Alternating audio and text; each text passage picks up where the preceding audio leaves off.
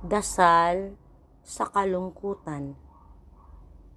Lord Jesus, ako po ay nabibigatan at nasasaktan.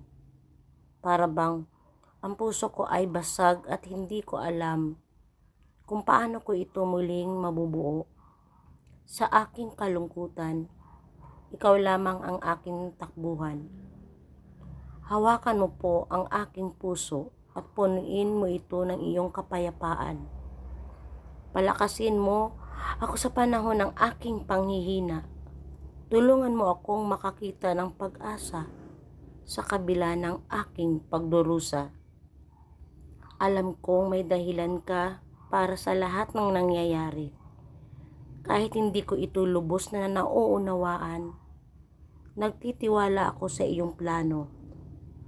Bigyan mo po ako ng lakas upang magpatuloy at liwanagan mo ang aking landas.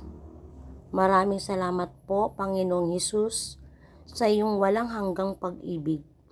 Iniaalay ko sa iyo ito. Ang lahat ng aking hinanakit at tinatanggap ko, ang kapayapaan na nagmumula sa iyo. Sa pangalan ni Jesus, Amen. Glory be to God. God bless us all.